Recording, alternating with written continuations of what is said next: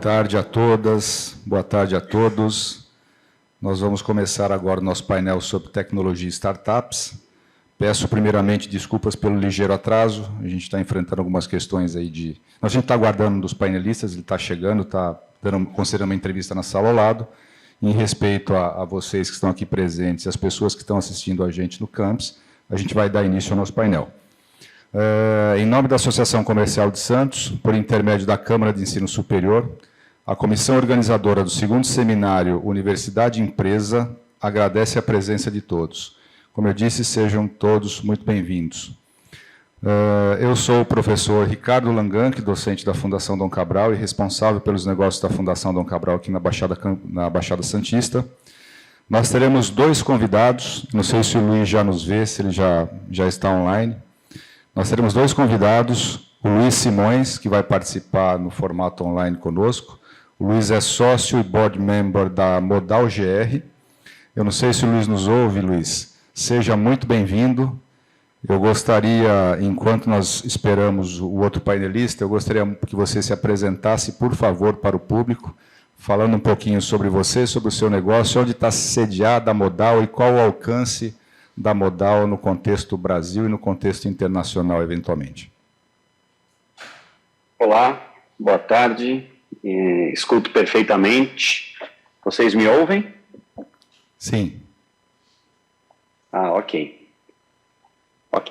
Bom, em primeiro lugar, queria agradecer ao convite da Associação Comercial para participar do Seminário Internacional Universidade Escola. Para a gente é um grande prazer estar participando desse seminário, já que a Modal GR sempre foi, desde sua fundação, uma incentivadora na formação de pessoas, de profissionais e de estudantes. Bom, a Modal GR, ela nasceu em 2015 e hoje atua nacionalmente. Nós atuamos em diversos setores, entre eles é uma empresa de desenvolvimento de software, uma consultoria de negócio e desenvolvimento de softwares, e nós atuamos em todo o país. Hoje temos contratos e negócios também iniciando nos Estados Unidos e já fizemos alguns trabalhos para o Japão também. Europa, a gente está começando, está engatinhando em Portugal para começar um trabalho em Portugal. A empresa tem um pouco mais de completando aí 8 anos, e nesse tempo, durante esse período, enfrentamos de crises a pandemias e agora a guerra. Então, empresário no Brasil não é muito fácil, mas agora a gente é impactado por outras questões mundiais. A empresa tem perto de 300 consultores, atuando em todo o país, sediada em Santos. Já tivemos escritório em São Paulo. Hoje, a nossa sede fica 100% em Santos. Não temos mais um escritório físico em São Paulo desde a pandemia. E temos consultores e pessoas trabalhando para a Modal GR em mais de 50 cidades do país. Temos uma pessoa nos Estados Unidos, dentre esses 300, então, estão espalhados. A maioria ainda é da Baixada Santista, mas temos um contingente já bastante grande fora da cidade de Santos.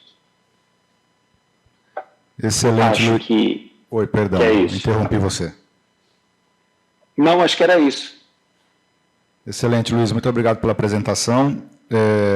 Eu queria passar um pouco do contexto do que a gente vai fazer aqui. Esse painel terá duração de aproximadamente 70 minutos, a gente deve terminar por volta de 17h30. As discussões vão girar em torno de 3 perguntas, basicamente. Essas perguntas serão feitas aos 2 painelistas. Cada pergunta terá um tempo aproximado de 20 minutos de debate, de colocações, por parte dos painelistas. E depois, no final, nós abriremos espaço para perguntas e considerações do público, tá bom? O Christian acabou de chegar. Christian, por favor. Christian Krika, Walters. Se eu falar errado, você me perdoe, depois você fique à vontade para me corrigir. O Christian ele é fundador e CEO do Vegan Business.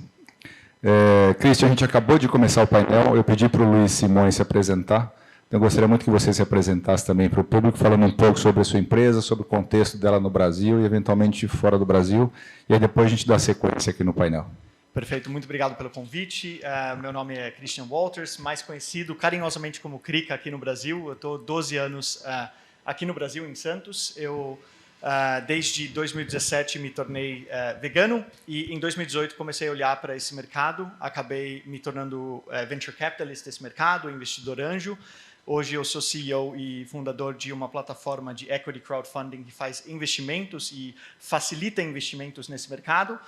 Eu estou à frente de um fundo internacional que investe em proteína alternativa, em proteína também focado em o que a gente chama de carne de laboratório, né, carne cultivada, e em biotecnologia para a construção, né, de materiais e alimentos de uma forma mais sustentável. Então, eu opero e atuo nesse mercado vegano plant-based com esse olhar de apoiar empresas do setor aqui no Brasil a levantar capital e investir lá fora em empresas que já estão nessa fase de crescimento. Excelente, Luiz. Eu estava começando a contextualizar o pessoal que está nos acompanhando. A gente vai ficar até 17h30 aproximadamente. A gente vai debater 3 questões que vão ser colocadas para você e para o Luiz. A gente vai debater em torno de 20 minutos cada questão, depois a gente vai abrir espaço para que o público participe, trazendo perguntas para você e para o Luiz, tá bom? Primeira pergunta que eu gostaria de colocar para vocês, e aí fiquem à vontade, eu não sei, democraticamente, fiquem à vontade para decidir quem responde primeiro. A primeira pergunta é a seguinte: a pandemia, o tema é pandemia e mundo do trabalho. Como o seu país reagiu, ou os países nos quais vocês fazem negócio reagiram na pós-pandemia? O que seria relevante destacar neste período? Eu posso começar? Vai lá, Christian. Beleza. Bom, Fique à vontade, Cris. Perfeito. Bom, o que a gente está vendo um pouco no mercado de alimentação à base de plantas, né, das opções veganas que tem no mercado, é que muitas pessoas, durante a pandemia, começaram a ter um olhar um pouquinho mais para a saudabilidade, né? E como muitos desses produtos têm algum tipo de relação à saúde, a gente começou a ver um crescimento muito grande ao longo da pandemia então a gente começou a perceber uma mudança do comportamento do consumidor. Agora as coisas estão voltando, né, à normalidade, ou novo normal, o que as pessoas falam, e a gente está vendo que tem uma tendência para as pessoas saírem mais e começaram a socializar mais. Então, no nosso mercado de alimentos plant-based, a gente vê um crescimento relativamente grande ao longo dos últimos anos, e agora em alguns países, principalmente por conta do desafio econômico que está passando nos Estados Unidos e na Europa, a gente vê que está tendo uma dificuldade maior para a comercialização dos produtos, porque muitas vezes o produto ele tem um ticket maior. Então, isso é, assim, rapidamente o cenário hoje desse mercado. Muito bom, Christian. Luiz? Bom, para mudar o GR, nós tivemos, assim que começou a pandemia, a gente teve 2 momentos, na verdade, na pandemia. Assim que a pandemia começou, projetos foram parando, alguns clientes foram suspendendo projetos, tá? Isso teve um impacto grande nos primeiros 3 meses de pandemia. Passados 3, 4 primeiros meses, que as empresas passou aquele primeiro impacto, os projetos foram voltando e, durante a pandemia, a Modal GR mais que dobrou de tamanho. Nós praticamente não fomos afetados com relação ao volume de trabalho durante toda a pandemia, tirando aqueles 3 primeiros meses iniciais. Agora, quanto ao modelo de trabalho, eu sempre gosto de dizer que o grande potencial ou o grande ponto positivo da nossa empresa sempre foi o nosso modelo de trabalho, a nossa cultura, as nossas pessoas. A gente sempre trabalhou muito as pessoas. E a distância, como tudo começou a acontecer, esse tipo de trabalho que a gente fazia de desenvolvimento de pessoas, formação de pessoas, isso se tornou um problema. A gente passou a ter dificuldade em fazer essa formação de pessoas e acho que a cultura da empresa sofreu um grande impacto durante a pandemia. A nossa empresa já trabalhava e já tinha potencial para trabalhar de forma remota. Eu tinha clientes em todo o Brasil e 90% da minha base de consultores estava na Baixada Santista. Então, a gente já trabalhava com o cliente de forma remota. Então, não houve um impacto nos controles, na gestão, no nosso modelo de trabalho. Passamos a trabalhar 100% remoto e a empresa continuou fazendo seus trabalhos normalmente e quanto ao modelo de trabalho não houve impacto. O impacto que eu considero grave assim, para a maioria das empresas e que hoje ainda a gente ainda sente, eu acho que é o da cultura da empresa, a relação que as pessoas têm dentro da empresa. A Modal GR sempre foi reconhecidamente por clientes, fornecedores, principalmente pelos nossos consultores, como uma empresa de formação de pessoas, de compartilhar conhecimento. Então, isso, com certeza, durante a pandemia, houve um impacto e com isso, a gente tem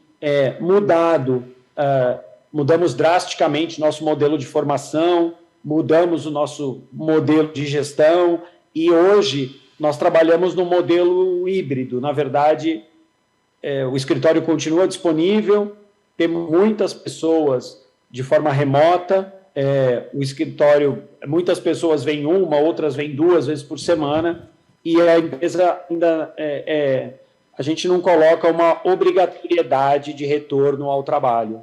Quem prefere ficar em home office, continua home office, e quem ainda prefere vir para o escritório, vem para o escritório. E quando eu digo que a cultura e a formação, na minha opinião, prejudicou bastante, não só a Modal GR, mas a maioria das corporações, realmente por causa dessa distância, né? Quando o profissional é um profissional sênior, ele sente ele sente pouco estar distante do time, ou ele é um profissional autodidata. Como a gente trabalhava com grandes equipes, com um processo bastante grande, e já era um projeto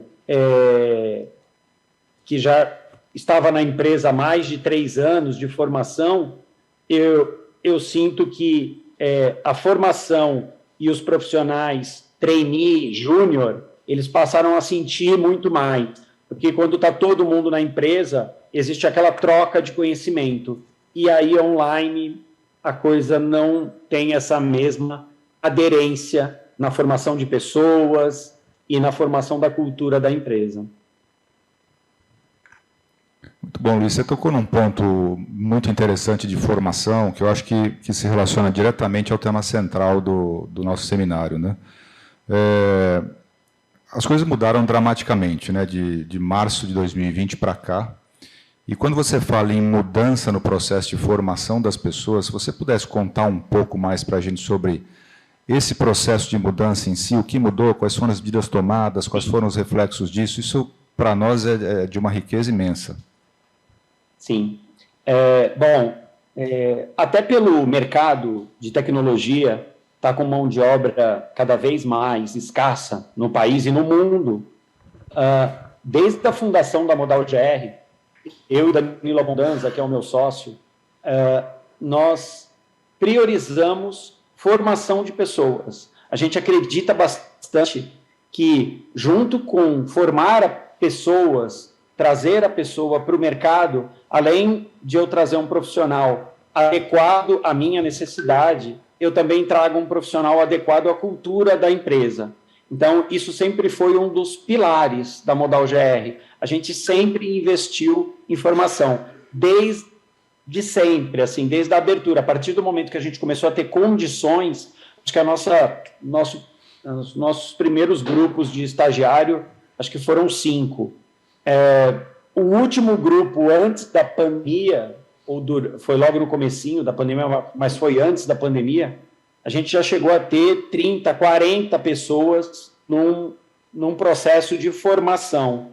Então, nós trazemos alunos da escola técnica e principalmente de universidades que estejam no 3º, no 4º, até do 2º ano. E esses jovens, eles são distribuídos dentro das equipes de trabalho, com conhecimento do cliente, tá? Isso é bastante importante, porque a Modal GR ela tem um processo de formação onde nós consideramos isso um investimento da empresa, tá? Esse custo ele não é repassado para o cliente. Então, se eu tenho um projeto numa empresa X, onde eu tenho lá 8, 10 profissionais dentro de um projeto, eu sempre coloco 1, 2 estagiários junto com o time de projeto para que esses estagiários tenham a vivência, a experiência de formação e de participação de um projeto real.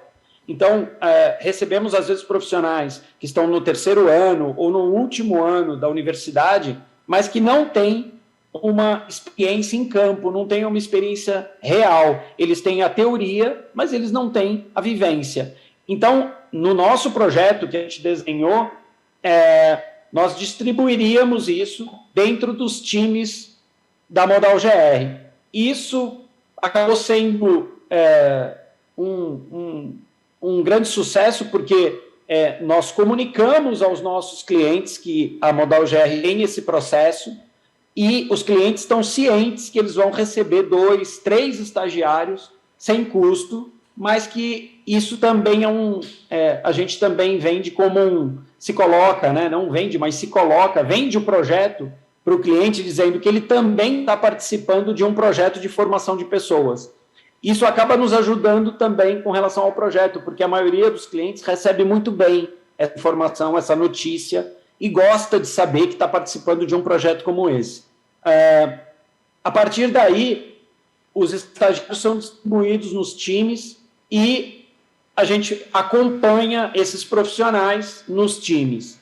O que acontecia é que, na maioria das vezes, o próprio cliente do projeto, quando aparecia um novo projeto, já ocorreu, e não foi uma vez, foram várias vezes, do próprio cliente sugerir promover ou efetivar aquele estagiário, dizendo que poderia ser uma boa oportunidade para ele subir e se tornar aí um profissional. Então, assim, a gente juntava o nosso modelo de formação junto com o cliente e junto com o projeto que a gente estava fazendo para formar pessoas. Acho que, basicamente, essa era a nossa estrutura, desde o início, antes da pandemia. Então, assim, sempre foi esse modelo. Eu trago o projeto, trago o cliente, e normalmente os nossos clientes são grandes clientes, trabalhamos com grandes clientes da área portuária, área bancária, indústria, e-commerce, saúde, temos grandes clientes em várias indústrias, vários tipos de mercado, e aí esse profissional, esse estagiário, subia muito rápido. Temos casos de estagiários que ficaram 3, 4 meses, até menos, e o próprio cliente já dava o sinal verde para colocar ele numa função de trainee, numa função júnior, mas já sendo efetivado. E isso foi um tremendo sucesso. A Modal GR até hoje está perto aí, eu não tenho os números de cabeça, mas assim, a gente tem mais, com certeza, mais de 300, estamos perto aí de 400 profissionais. Para a gente, além de ter sido um prazer criar um produto desse, criar um movimento desse na cidade, hoje a Modal GR é a maior consultoria de tecnologia da cidade de Santos e da Baixada Santista. Não existe na cidade. E eu sou formado na cidade e com 20 anos eu fui para São Paulo porque não tinha mercado. Então, voltar para a cidade, criar uma empresa e conseguir criar um modelo desse de formação, para a gente foi um grande orgulho. E eu acho que hoje, nas universidades, a Modal GR é bastante conhecida por dar essa primeira oportunidade, por ter um clima bacana e conseguir formar profissionais e para o mercado, porque teve grupos que a gente não absorveu todos, alguns foram para o mercado, mas o importante para a gente era ver as pessoas se desenvolvendo e ver esse mercado crescendo na Baixada Santista de desenvolvimento de software. Excelente, Luiz, muito bom. Acho que vocês foram muito felizes no modelo que vocês adotaram, mesclando o jovem recém-formado com aqueles que têm experiência prática, né? Eu acho que esse modelo sempre funciona. Isso é um modelo, a gente aplica esse modelo em alguns projetos também na Fundação Dom Cabral, sempre com muito sucesso. Então, acho que vocês foram muito felizes, parabéns. Eu queria, Christian, deixar você muito à vontade, se você quiser complementar alguma coisa antes da gente mudar de pergunta. Não, eu acho que mão na massa, nada melhor do que mão na massa, né? Eu sou college dropout, eu saí do meu bacharel para vir para o Brasil trabalhar, nunca mais voltei a estudar, mas o que eu vejo muito é esse modelo híbrido, né? De você poder aprender a estudar, né? Junto com aquelas pessoas que estão colocando a mão na massa, e a evolução ela acaba sendo muito mais rápida. Muito bom. Eu queria também deixar o público à vontade para fazer perguntas. Se alguém tiver alguma pergunta relativa a este tópico específico, fiquem à vontade, tanto aqui presencialmente, quanto as pessoas que nos acompanham no campus. Nós temos, acho que, um meio das pessoas do campus enviarem perguntas, né? E aqui nós temos também o apoio de uma pessoa que pode nos trazer perguntas aqui para a gente aprofundar um pouco mais esses temas. Tá? Se tiver alguma pergunta em relação a esse primeiro tópico, a gente pode voltar no final do painel. Eu queria avançar para a segunda pergunta. A gente falou muito de formação, né? E eu queria ouvir de vocês qual a percepção, Christian e Luiz, sobre o papel das universidades em relação às empresas. Acho que está funcionando o microfone? Tá. Em relação às empresas no contexto Brasil. Como é que vocês veem a contribuição da universidade? Qual o papel dela em relação à formação de jovens para que a gente possa ter uma mão de obra de qualidade nas empresas? Eu vou iniciar aqui falando assim um pouco do que eu vejo. Eu sou dinamarquês, né? Eu sou vira-lata, na verdade, mas eu vivi na Dinamarca durante grande parte da minha vida, fiz faculdade, acabei estudando lá e uma coisa que eu percebi lá é que você tem um esforço muito grande de conectar o estudante com a indústria, né? Então, de alguma maneira fazer essa integração, e como o Luiz está fazendo a Modal GR, eu acho que esse é um modelo muito, muito bom, porque você consegue mostrar para aquele acadêmico, aquele estudante, um pouco do que espera na vida real, né? Então, se dá para fazer um trabalho em paralelo desde o primeiro momento que aquele estudante está no mercado, ou seja, está estudando, também se colocar no mercado para aprender, eu acho que o resultado no final, né, daquele bacharel ou daquele master's vai ser muito melhor, né? Porque a gente vê às vezes acontecer esse choque, né, cultural de você sair da esfera acadêmica para entrar na esfera profissional, né?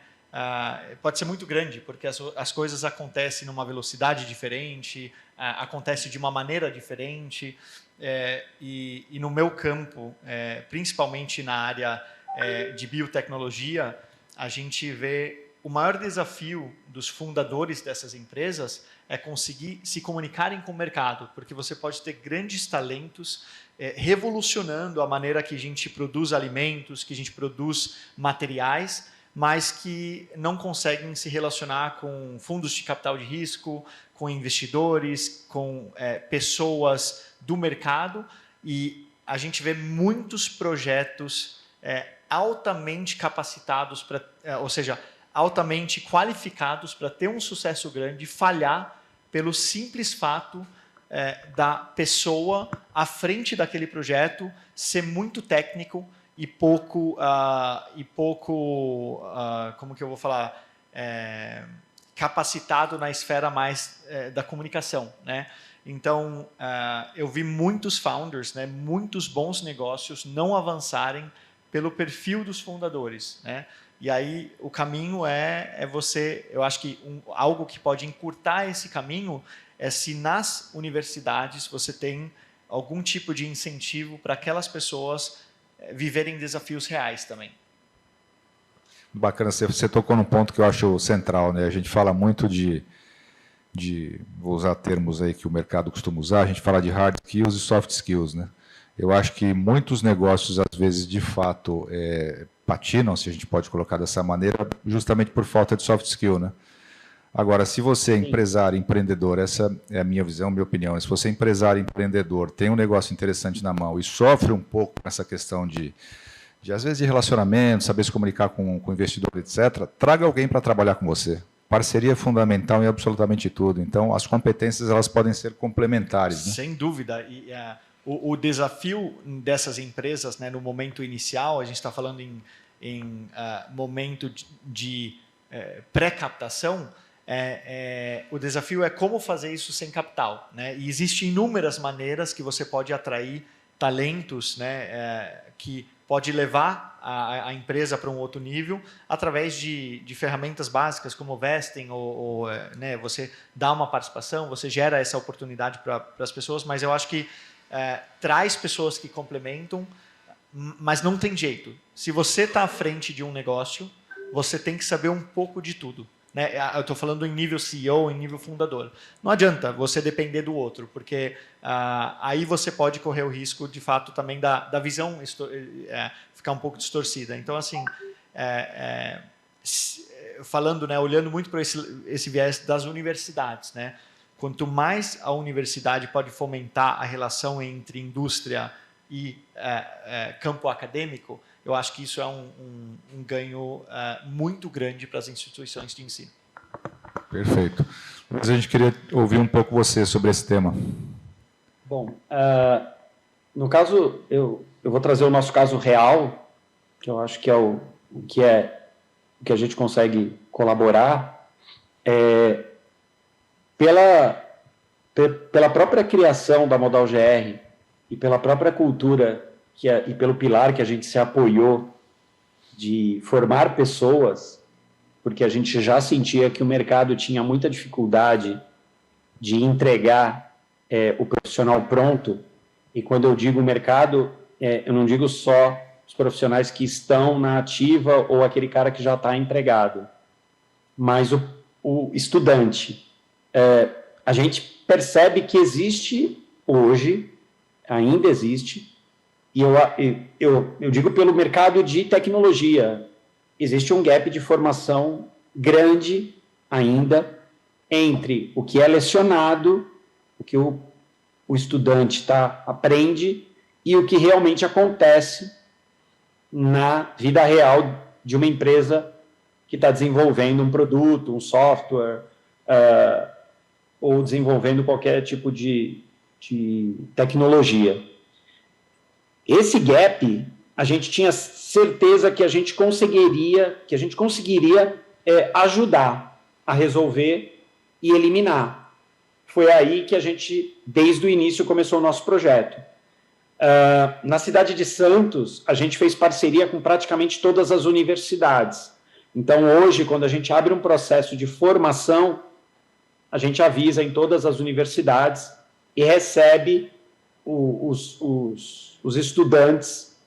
Já chegamos a receber nas instalações da Modal GR quase 500 estudantes em uma semana de entrevistas dinâmicas para a gente selecionar 30, 40, mas assim, com dor no coração, porque a gente percebia potencial em muita gente, tem estudantes muito bons, então a gente sempre, era uma briga a gente conseguir selecionar os que realmente iam fazer parte do time Modal GR. Temos várias histórias, inclusive de alunos que vieram no primeiro não participaram, não conseguiram entrar, e no segundo conseguiram. Então, assim, a gente tem histórias de gente que realmente insistiu, estudantes que insistiram e foram selecionados. Primeiro porque a gente tinha um problema de custo. Formar pessoas custa dinheiro. Então, isso que precisa ficar claro para a iniciativa, tanto para o público, né, para a iniciativa privada, fica claro que formar pessoas custa dinheiro. Então, assim, a Modal GR sempre fez esses projetos completamente sozinha. Então, do equipamento aos cursos de formação, ao acompanhamento, toda a instrução que o profissional recebia era investimento e é investimento Modal GR.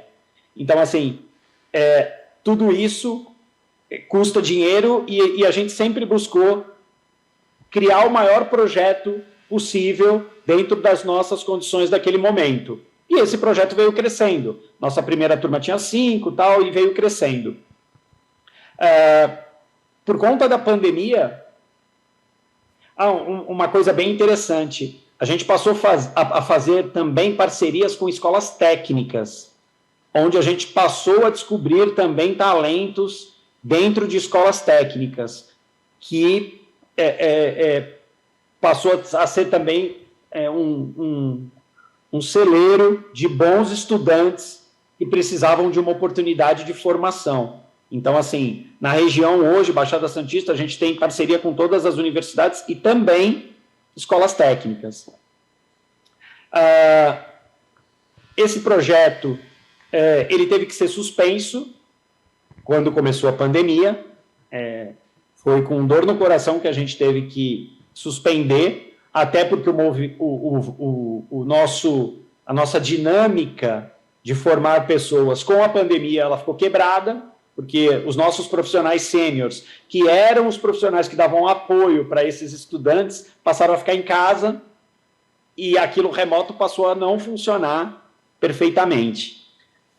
Agora, pouco mais de um mês, alguns meses atrás, a gente retomou os projetos, retomamos o projeto de formação, que está passando por a gente está fazendo remodelando o nosso projeto.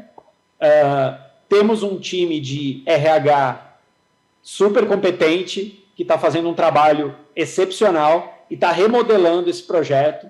E essa semana, inclusive, uma coincidência grande, mas foi essa semana, começou a nova turma de estagiários com 10 alunos de universidades. A gente começou pequeno para a gente entender se o modelo que a gente criou agora vai atender e a gente vai conseguir formar novamente profissionais. Acho que uma coisa bacana de dizer é que hoje, eu não tenho a precisão do número, mas 50% dos profissionais da casa, da Modal GR, são formados pela própria Modal GR. Então, assim, temos dentro do time, temos mais de 100, 120 pessoas que são formadas pela Modal GR. Então, isso, para a gente, não tem preço. Tanto quando a gente fala de satisfação, de você ver a evolução do profissional, ver a evolução da pessoa, ver a evolução, inclusive, pessoal daquele estudante. Temos estagiários que começaram com a gente como estagiários e hoje são líderes técnicos. Estão com a gente há 5 anos, 6 anos, e são líderes técnicos, e ele sente prazer em ajudar novos alunos no processo de formação. E isso é sensacional. Muito bacana, Luiz. Parabéns pelo trabalho que vocês têm desenvolvido. Eu acho que, quando a gente fala em formação, a gente tem falado muito sobre a questão de lifelong learning, né, que é um termo que o mercado tem utilizado, que é aprendizado ao longo de toda a vida. Eu acho que a universidade, obviamente, tem um papel fundamental na formação de qualquer profissional, de qualquer indivíduo, e a empresa tem um papel muito expressivo também. A formação de um executivo, a formação de um profissional, ela se completa dentro de uma empresa ou dentro de algumas empresas ao longo da carreira de uma pessoa e ao longo de toda a vida. Então, parabéns pelo trabalho. Nós recebemos uma pergunta aqui da Tatiana Carvalho, que eu queria colocar para você, Christian, e para o Luiz, deixar vocês bastante à vontade para responder. A pergunta dela é a seguinte: muitos jovens têm grandes ideias com alto potencial de melhorar a vida das pessoas, mas não sabem por onde começar. Qual dica vocês dão para o passo inicial de uma startup? Pergunta ótima, hein? Quer começar, Luiz? Pode falar, Christian. Bom, legal. Eu acho que aqui a gente tem uma oportunidade, né, de todo negócio ele começa com uma grande ideia. O negócio é juntar as pessoas certas para você conseguir executar aquela ideia, né? Então, se você tem uma certa qualidade numa área, eu acho que você pode buscar pessoas para complementar aquele seu conhecimento para você colocar em ação aquela sua ideia.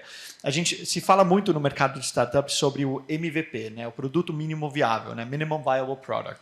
Como que eu posso validar se aquela minha ideia gera alguma certa atração, né?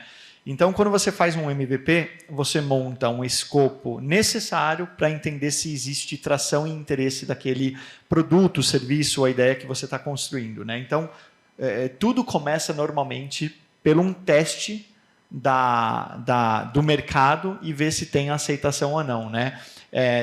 Não está muito claro exatamente qual é o tipo de produto dela, qual que é o negócio, mas eu sempre, aqui no Brasil, né, o que eu vejo aqui, a gente pode... o brasileiro ele é muito criativo, tem muitas pessoas, é um país muito grande, então sempre você consegue unir uma equipe de pessoas apaixonado pelo aquele mesmo nicho que você está apaixonado e colocar algum tipo de teste na rua. Então, o MVP pode ser o primeiro caminho aí para você validar algum tipo de ideia. Obrigado, Christian. Luiz?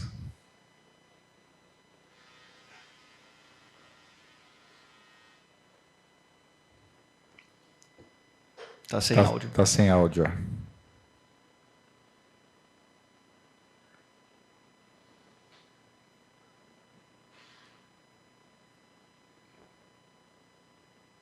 Vamos lá, Luiz. Eu acho que está sem áudio, né? Me parece. Ouve agora. Ah, voltou. Voltou? Voltou. Tá. Esse assunto, para mim, principalmente, é bastante empolgante. A Modal GR, ela virou, além de uma empresa de negócios, uma fábrica de software, uma consultoria de negócio, nós viramos quase que uma fábrica de startups. Hoje, a gente incentiva muito o intraempreendedorismo, ou seja, temos mais de 200, quase 300 cabeças dentro da empresa, 300 cabeças pensantes que podem ter ideias dentro dos mercados que atuamos. Então, a gente incentiva o intraempreendedorismo. Há pouco mais de 2 anos, a gente passou a ser referência na área de celulose. É uma área que a cidade de Santos, o Porto, cresceu muito. Empresas como Suzano, Bracel, chegaram e passaram a ter terminais portuários na cidade e uma carga considerável de celulose passou a ser exportada pelo Porto de Santos. A Modal GR resolveu investir e criamos um software, e aí eu vou acabar saindo um pouquinho da Modal GR, vou ter que falar. A gente criou a Hexagon Pro. A Hexagon Pro é uma startup que foi criada dentro da Modal GR. A gente já fez o spin-off, ela não está mais na Modal GR, ela já se desconectou da Modal GR, mas durante 1 ano nós desenvolvemos o produto dentro da Modal GR, com os nossos desenvolvedores, custeadas pela Modal GR, e desenvolvemos um produto para o mercado portuário de celulose e granel. Quando eu falo granel, é soja, milho, açúcar. Esse produto foi, como colocou o Krika, a gente gerou um MVP, a gente gerou um primeiro produto para testar tudo que a gente imaginava. E a Suzano foi a primeira empresa a acreditar no produto e contratou esse produto. Hoje, depois veio a Bracel, hoje a gente está em 5 terminais do país e a Hexagon Pro está dentro do Cubo do Itaú. Semana que vem, dia 28, a gente chega em Portugal para expor no Web Summit em Lisboa. Então, assim, nos últimos 24 meses, a gente criou uma startup do zero dentro da Modal GR. Então, dentro da Modal GR saiu uma empresa. Assim como hoje tem pelo menos 3 ou 4 startups, algumas no estágio menor, ainda em validação, outras que a gente apoia com um time de desenvolvimento, mas essa é acho que é a nossa maior contribuição para o ecossistema de startups, porque temos braços de desenvolvimento. Então, conseguimos apoiar uma startup que está nascendo, a gente consegue investir numa startup que não tem mão de obra ou tem pouco valor financeiro para desenvolver, e até desenvolvemos a nossa própria startup. A Hexagon Pro foi investida pela Modal GR, e os mesmos sócios são os donos da Hexagon Pro. Mas, assim, eu tenho, inclusive, participado de alguns programas e lives na internet, porque eu criei a Modal GR junto com o Danilo, como eu já falei. Eu tinha 45 anos e eu fundei uma startup aos 53. Então, assim, não tem idade. Eu acho que o Crica acertou quando ele fala: você precisa ter uma boa ideia. Então, acho que essa fala do Crica diz tudo. Não importa a idade, a formação, você precisa ter uma boa ideia. Tendo a boa ideia, você vai trazer pessoas apaixonadas e que vão se apaixonar por aquilo e vão também te ajudar a crescer e a levantar a tua startup, ou pelo menos validar aquela ideia para ver se aquilo tem futuro. Mas eu acho que o caminho é exatamente esse que o Crica colocou. Eu acho que tem um ponto interessante no que o Luiz falou, que eu até esqueci de mencionar, mas hoje tem muitos programas de aceleração, o ecossistema das startups, ele é um ecossistema que tem muito a expressão do give back muito forte, o DNA do give back, né? De você poder, você que de alguma maneira teve sucesso em algum projeto, poder contribuir com aqueles que estão começando, né? Então, existe um colaborativismo muito grande no mercado de startups e eu já fiz muita mentoria, eu atuo como advisor em 7 startups hoje em dia e eu vejo que um bom caminho para começar, né, além de você tentar colocar aquele MVP, né, tecnicamente falando, aquele MVP na rua, é tentar se associar a pessoas que já de alguma maneira fizeram aquilo que você está buscando fazer, talvez em outro nicho, talvez em outro, com outra tecnologia. As pessoas muitas vezes ficam muito com medo, né? Mas e se eu abrir minha ideia e alguém roubar? E esse para mim é o pior medo que existe, porque se você não abrir sua ideia, ela não vai para frente, né? Então, assim, para você executar uma ideia, a dor está nisso, né? O trabalho está nisso. Então, fala a sua ideia, né? Diferente do que muitos falam, né? Para você não falar a sua ideia para ninguém, eu acredito no contrário. Fala para as pessoas que você acha que de alguma maneira possa contribuir para o seu negócio. Um caso interessante, quando depois de ter me tornado vegano, eu já estava no mercado de venture capital e eu tive um insight numa manhã do que a comunidade poderia fazer para o meu mercado. E eu tenho a sorte de ter amigos aí, grandes empreendedores no Brasil e fora, e eu liguei para um amigo em particular, vamos chamar ele de um mentor, um cara super bem sucedido, já vendeu algumas companhias, é investidor tanto na esfera como anjo, também em venture capital, e eu liguei para ele para falar de uma ideia que eu tive, sem pretensão algum de oferecer nada para ele, mas mais pegar o feedback dele. E no final daquela reunião, o cara falou assim para mim, o Fernão, ele falou: Crica, isso aí, eu vou ser seu sócio, independentemente de tudo que eu te falei, eu vou ser seu sócio. Então, às vezes, também abre oportunidades. Hoje, o Fernão, ele é meu sócio, ele foi o primeiro investidor da Vegan Business e o investimento dele abriu o caminho para a gente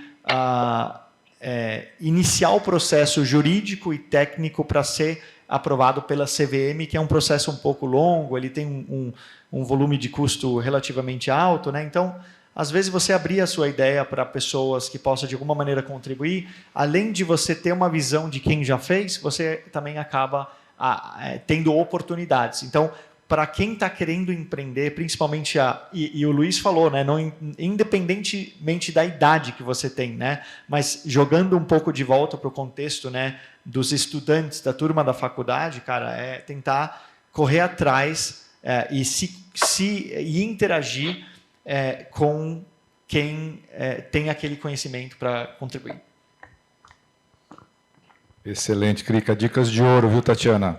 Tanto do Luiz quanto do Crica. Obrigado pela contribuição de vocês. Eu queria passar para o terceiro ponto aqui do nosso painel, que é o seguinte: quando a gente pensa em futuro, e aí eu falo um pouco sobre a ótica da educação executiva, a gente simplesmente não sabe o que vai ser o mundo da educação daqui a 10 anos. Talvez nem a 5, né? Hoje, muitas instituições têm virado escolas, né, tem começado a capacitar executivos. Às vezes a gente não sabe de onde vai surgir o próximo competidor. Sobre essa perspectiva, como é que vocês veem o futuro ou as perspectivas, sem ser repetitivo, da próxima década com relação ao papel da universidade e a empregabilidade dos jovens que saem de lá? Que talentos e que competências, na visão de vocês, serão necessários para, digamos assim, enfrentar esse mundo que a gente não sabe exatamente como vai ser, né? Eu acho que eu vou pegar uma fala que o Luiz até falou, né? Ele viu um certo desafio dentro das faculdades, né, de formar o aluno para aquilo que realmente o mercado precisa. Ele entendeu esse gap e ele mesmo, né, começou a desenvolver um produto educacional dentro da empresa dele para poder resolver esse problema, né? Por que eu estou falando isso? Porque eu acho que o maior desafio hoje das faculdades, né, ao mesmo tempo que você precisa, né, para dominar um assunto, uma certa especialização, você precisa de informações muito técnicas e às vezes densas, né? Você não quer um médico que fez um curso de 5 semanas para operar seu coração. No entanto, eu acho que existe uma necessidade de alguma maneira, tornar a universidade mais dinâmica e mais assertiva para o momento do mundo, né? Porque o mundo só está ficando mais rápido, né? E se a gente olha para o mercado se a gente olha para a esfera acadêmica, ela segue o mesmo modelo que ela seguia 10, 15, sei lá, 20 anos atrás. As informações mudaram, mas o tempo ele permanece o mesmo. E se você olha para... Vou dar um exemplo, né, para você, uma área que me interessa muito, a área de longevidade, né? Se você olha para o que está acontecendo na medicina hoje, anualmente, e até na tecnologia que o Luiz atua, em um ano você tem na tecnologia você tem um avanço aí de dobrar a quantidade, né, de capacidade de processamento e tal. E na esfera de longevidade, se você olha para um estudo publicado né, um peer review, estudo publicado, até ele se tornar conhecimento público, você está falando de uma esfera de 5 a 10 anos. Né? Então, a informação ela vai começar a passar mais rápida e é importante que a universidade dê acesso àquela informação para o aluno, né? Porque está acontecendo muitas coisas enquanto aquele aluno se forma do dia 1 até o dia 8, o ano 8, o ano 5. Né? Então, como a gente pode, né, no lado acadêmico, trazer as informações mais relevantes e talvez repensar a maneira que as pessoas, o período de ensino, né? Porque senão você está formando uma pessoa que está saindo com uma informação antiga para o mercado, né? Então isso eu vejo muito na medicina, que é uma área que me interessa, a medicina e nutrição, e na tecnologia, né? Então a linguagem de ontem era Swift e a linguagem de amanhã é Flutter. E o cara sai da faculdade com Java. Aí fudeu.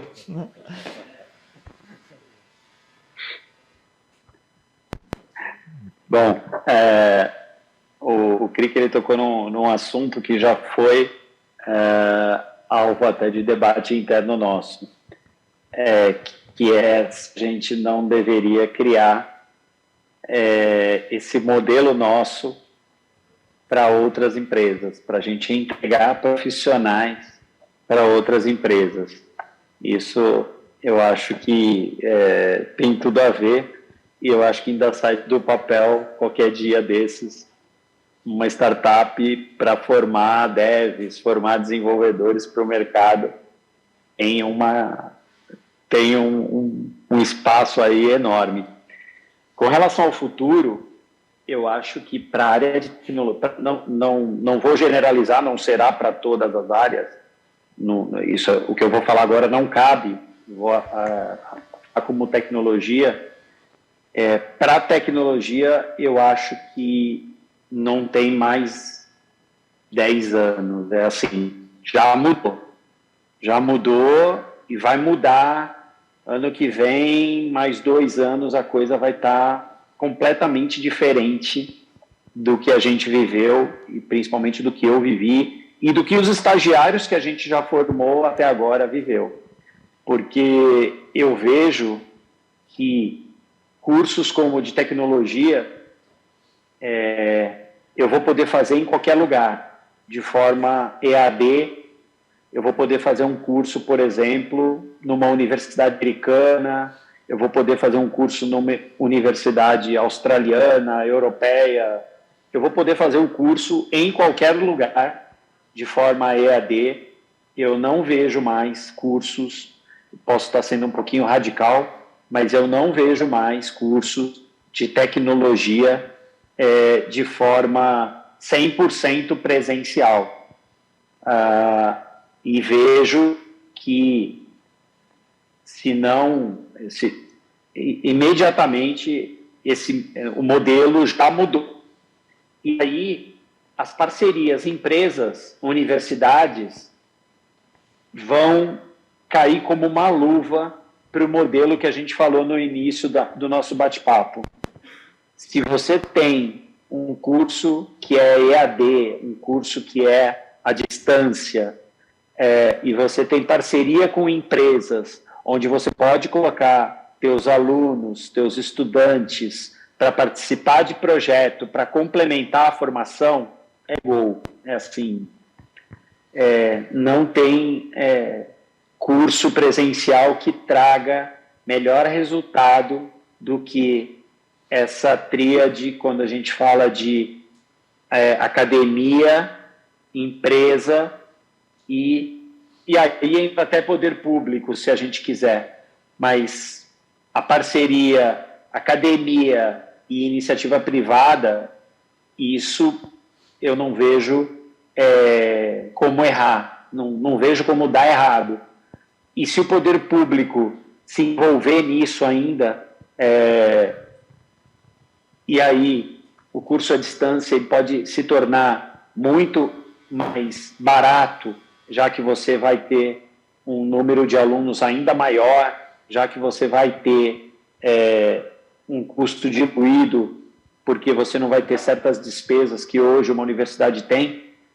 Eu acho que para cursos como tecnologia, a gente muda o jogo, e muda de verdade, de uma forma radical, mas que vai conseguir responder, não digo nem para a região, para o país, mas para o planeta, a necessidade que hoje o mundo inteiro tem de profissionais de tecnologia, de desenvolvimento de software. Eu acho que essa mudança ela vai acontecer já. E quem sai na frente vai colher bons frutos, assim como a MoGR tem colhido com esse trabalho que a gente tem feito de formação de pessoas. Existe um termo no mercado de capital de risco que chama CVC, é o Corporate Venture Capital, né? Então, hoje você tem muitas empresas, inclusive a Modal, né, trabalhando o intraempreendedorismo, né, ou trabalhando o incentivo na companhia a investir em players que possam resolver alguma dor da companhia, né? o Corporate Venture Capital ele é muito aplicado em grandes companhias, né, muitas vezes listadas, que, por conta de serem tão grandes, têm dores de processos, né? E aí eles alocam uma verba para poder investir e, em algumas vezes, acelerar ou criar startups que resolvam aquela dor, mas que também pode resolver a dor de outros players no mercado. E se a gente olhar para a educação nesse sentido, uma coisa que a gente já está começando a ver, não sei, no Brasil não tenho conhecimento, mas fora do Brasil, é o Corporate Venture Capital, a gente poderia chamar de University Venture Capital, né? Você trazer recursos daquela faculdade para investir em startups ou soluções que vão resolver dores daquela universidade. Então, o Luiz ele colocou, por exemplo, ele falou de startups que criam desenvolvedores para o mercado. E já tem inúmeras startups no mercado, até de tecnologia, que o Luiz está fazendo para a Modal. Existem hoje startups, inclusive um amigo meu dinamarquês, ele é fundador de uma startup que cria desenvolvedores, né, para o mercado e faz parceria com as universidades. Então, se você cria um novo braço lá da universidade, que é o braço de aceleração, o braço de novos negócios, você consegue incubar esse tipo de startup ou solução e a universidade mesmo começar a se atualizar e pegar uma velocidade que talvez ela precisa. E aí, só finalizando, eu acho que o Luiz está certo que o goal, né, o objetivo para as universidades hoje é demonstrar que, além dela ter um ensino de qualidade, né, é que ela está empregando aquelas pessoas que estão investindo dinheiro no ensino que ela dá, né? Então, que a nossa taxa de empregabilidade é de 97% se você vem para cá. Isso é um selling point muito grande, né? E como, então, você consegue criar estruturas da maneira que o mundo é hoje, né, na tecnologia, né, não tem mais, um dev não vai mais para a faculdade, não existe. Então, nas outras áreas, como que a gente pode repensar o modelo que a gente está formando aquela turma e se relacionando com o mercado? Excelente, Krika. Acho que vocês trouxeram reflexões muito importantes sobre o futuro da educação, o que a gente espera aí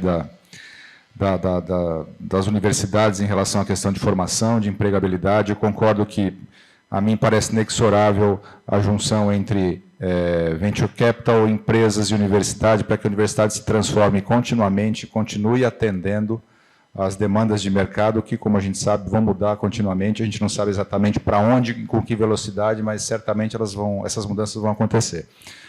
A gente está chegando na reta final do nosso painel. Eu queria deixar, obviamente, Luiz e Krika absolutamente à vontade para colocarem quaisquer pontos que vocês queiram colocar em relação àquilo que a gente discutiu até agora, e queria abrir espaço para perguntas e considerações do público que está presente aqui com a gente e também para as pessoas que estão nos acompanhando no campus.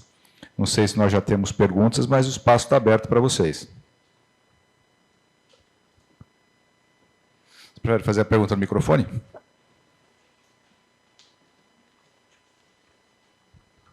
Boa tarde, pessoal. Me chamo Lucas. Queria fazer um breve relato e usar exatamente as palavras que o Krika usou. Para quem está sentado na cadeira da universidade, é assim, extremamente broxante, desanimador. Uma coisa que acontece, é extremamente comum no TI, a gente está tendo aula com o professor de uma determinada matéria e está no nosso computador ou no celular ouvindo outra. Então, por exemplo, eu estou tendo aula de COBOL lá e eu estou no meu celular vendo blockchain, porque a hora que eu sair daqui eu vou usar blockchain, eu não vou usar COBOL ou não vou usar Java, por exemplo. Então, assim, é uma realidade em 80%, 90% das faculdades. Então, assim, para a gente que está sentado lá, é extremamente broxante e eu, sinceramente, estou trazendo ponto de inflexão para vocês. Eu não sei como mudar, eu não sei quem causa isso, quem deve fazer esse gap entre o que o mercado tem e o que a gente aprende, agilizar. Eu, sinceramente, não sei. Então, estou trazendo esse ponto de reflexão, talvez vocês tenham soluções. Ontem, inclusive, a gente teve 2 pontos muito importantes. O pessoal da XP Educação e do Einstein, eles vieram aqui e falaram muito próximo do que o Luiz faz, né? Eles criaram uma faculdade onde eles vão unir as skills que eles precisam para a empresa dele. Então, Eu até fiz uma pergunta para o João, que eu imagino que isso seja uma tendência nos próximos anos. Né? Então, eu imagino que seja uma tendência. Então, só queria trazer esse ponto de inflexão. E aí, Krika, queria te fazer uma pergunta assim, foge um pouco do TI, mas tem muito a ver contigo. O mercado de vegano, ele é bem nichado, né? Como que quem está dentro do mercado enxerga, por exemplo, o crescimento daqui a 10, 15, 20 anos? Existe algum tipo de investimento, seja em marketing ou política, para fazer a conversão desse público, para vocês conseguirem aumentar esse nicho? Legal. Falando só rapidamente do seu primeiro ponto, cara, eu imagino que para um aluno isso deve ser um desafio, né? Você está numa aula aprendendo algo que não mais se aplica, mas eu acho que a oportunidade para o empreendedor, a oportunidade para os donos das faculdades, né? Aqui existe uma oportunidade muito grande para os pequenos players revolucionar aí e ganhar muito market share, né? Eu acho que a resposta para a sua pergunta, para como mudar isso, está nas cabeças que estão comandando a educação no país. Se essas pessoas estão conectadas aqui, ouvindo esse papo aqui, ouvindo esse relatório, fica claro a necessidade que existe para mudar completamente esse mercado, né? o caminhar desse mercado. Então, eu acho que, com certeza, tem grandes líderes que possam mudar esse aspecto. E aí, falando, né, do meu mercado, hoje, o Brasil, por mais que é o país do churrasco, né, ele é o segundo maior mercado no mundo de pet, por exemplo. Por que eu falo isso? Porque você vê que existe um amor muito grande aos animais aqui no Brasil, né? Aqui tem muitas e muitas pessoas que têm gato ou cão, né? Só pede para os Estados Unidos, para você ter noção. Então o brasileiro ele é em geral apaixonado pelos animais, né? Por mais que ele come os animais, né? E eu não posso falar nada porque eu comi animais 30 anos na minha vida, né? Eu vou fazer 6 anos de vegano agora. E para mim foi uma série de fatores relacionados à educação que me fez mudar, né? Eu entendi que eu fiz a minha transição no momento que eu descobri que eu ia ser pai, porque estava claro para mim que eu não estava sendo coerente construindo o futuro do que eu gostaria para minha filha, né? A gente tem um aspecto na questão de sustentabilidade, somos 7 bilhões de pessoas no mundo e a gente consome anualmente 150 bilhões de animais. A população ela tende a crescer rapidamente, né, para a gente alcançar aí, em breve cerca de 10 bilhões de pessoas, e não tem como a gente manter o crescimento, não tem como a gente sustentar e manter o planeta de uma maneira razoavelmente saudável se esse consumo ele continua, né? São cerca de 70 bilhões de animais terrestres e o restante é animais aquáticos, né? Então a gente está ferrando com o solo, a gente está ferrando com o meio ambiente, sem, né, dizer que esse crescimento do consumo de alimentos à base de origem animal, ele faz com que também existe um aspecto muito grande de crueldade, né? Porque você coloca muitos animais juntos, além da crueldade, a gente tem vários desafios relacionados a doenças, né? Porque quando você tem aí um ambiente com 100 mil galinhas né, juntas, pisando uma em cima do outro, acabar morrendo e comendo, você gera doenças naquele cultivo também, né? Então, são vários desafios que a gente tem relacionado ao consumo de alimentos de origem animal. E, voltando ao primeiro ponto, né, dessa questão da paixão pelos animais, né, o meu ativismo, né, eu não sou aquela pessoa que vou na rua e falo para você parar de comer qualquer coisa em relação à origem animal. Eu tento mostrar que existe um caminho para você comer bem, para você ter mais saúde e, ainda assim, como bônus, você dá mais saúde, né, para o nosso planeta. Então, o meu ativismo ele é investindo nessa indústria, mostrando para a população brasileira e global que ela pode investir nesse mercado que continua crescendo, né? Tem cada vez mais pessoas que descobrem que, nossa, eu consigo viver sem, né, consumir nada de origem animal. Poxa, eu consigo talvez reduzir um pouco como foi no meu caso, né, conseguir poluir um pouco menos e aí ganhando bônus, gerar menos crueldade. Então, esse é um mercado que naturalmente cresce, que o investimento que eu estou fazendo é simplesmente para dar mais acesso a você como consumidor, poder escolher quando você vai no mercado, quando você vai num restaurante, poder ter uma opção. E se eu consigo fazer com que você não se torne vegano, mas uma vez por semana, em vez de comer um hambúrguer de carne, come a base de grão de bico, algum análogo que tem gosto de carne, mas é feito de ervilha, a gente já está vendo uma redução nesse tipo de consumo, né? Então, é sempre o contrário. A demanda que faz o mercado crescer, no meu ponto de vista. Então, quem vai fazer o mercado vegano crescer são as pessoas que estão consumindo aqueles produtos. E o que eu tenho visto, desde que eu me tornei vegano, é que essa vontade das pessoas está crescendo muito. Então, a gente, como indústria, né, a indústria de alimentos plant-based, ela tem uma dificuldade de dar vazão a todo aquela necessidade que tem uma demanda reprimida muito grande. Então, o nosso trabalho agora, meu trabalho como investidor e facilitador de investimento, é fazer com que o dinheiro chegue na indústria e nas empresas que estão dando acesso a alimentos de origem plant-based. Um rápido exemplo. Há 6 anos, quando eu me tornei vegano, tinha uma marca de leite vegetal na gôndola do supermercado. Era a base de soja, o gosto era de papelão, era bem ruim. E hoje você tem aí pelo menos 30 players concorrendo a esse mercado. Você tem opções a base de castanhas, a base de aveia, a base de soja. Então, você tem os análogos, né? Aquela base que tem gosto de leite convencional. Quando eu me tornei vegano, não tinha nenhum hambúrguer, além do hambúrguer de soja, que tinha gosto de papelão também. Hoje você tem inúmeras outras opções, até aqueles que imitam o gosto de carne, para quem gosta de carne. Então, você não tinha queijo de qualidade, né? O queijo que você tinha gosto de papelão, hoje ele derrete.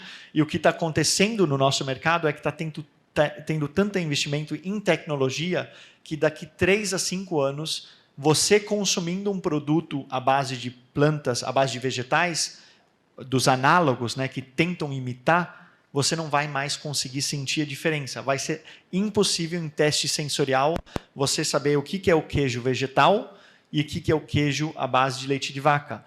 Porque a gente está em laboratório conseguindo reproduzir, por exemplo, a proteína do queijo, né, a caseína, de forma à base de insumos de plantas. Então, para a gente, né, nós como investidores e apoiadores desse movimento, a gente tem que fazer com que, para você consumidor, chegue opções de qualidade, gostosas, bacanas, que poluem menos, porque você não vai porque polui menos, você vai porque é gostoso. Então, quanto mais a gente resolve essa dor, mais a gente vai ver essas marcas sustentáveis e, de certa maneira, responsáveis crescerem. E é isso que eu tento fazer através do negócio que eu tenho, né? É abrir mais capital para esse mercado. Ok? Pessoal, obrigado, Krika. Excelente. Mais alguma pergunta?